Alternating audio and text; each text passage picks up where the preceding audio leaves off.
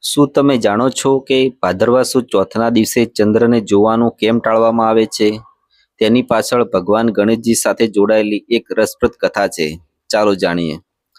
એક દિવસ ગણેશજી પોતાના ભક્તોના ઘરે મળેલા મોદક અને લાડુનો પ્રસાદ ગ્રહણ કરીને પોતાના વાહન ઉંદર પર સવાર થઈને પરત ફરી રહ્યા હતા. અચાનક રસ્તામાં એક સાપ દેખાયો. ઉંદર ગભરાઈ ગયો અને દોડવા લાગ્યો.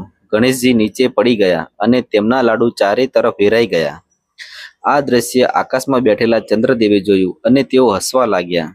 ચંદ્રદેવનું હાસ્ય જોઈને ગણેશજીને દુઃખ થયું. તેમણે કહ્યું, જેને પોતાના સૌંદર્યનો અભિમાન હોય તેનું અભિમાન એક દિવસ જરૂર તૂટે છે. આમ કહી તેમણે ચંદ્રદેવને શ્રાપ આપ્યો, આજથી જે કોઈ ભાદરવા સુદ ચોથના દિવસે ચંદ્રને જોશે તેના પર ખોટો કલંક લાગશે. ચંદ્રદેવને પોતાની ભૂલ સમજાઈ ગઈ. તેમણે ભગવાન ગણેશજી પાસે ક્ષમા માંગી. ગણેશજી દયાળુ હતા.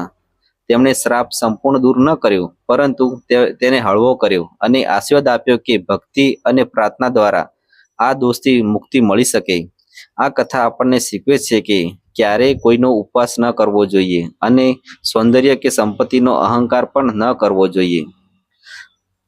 કોમેન્ટમાં જરૂર લખો જય શ્રી ગણેશ અને આવા રસપ્રદ ધાર્મિક પ્રસંગો માટે ચેનલને સબસ્ક્રાઇબ કરો.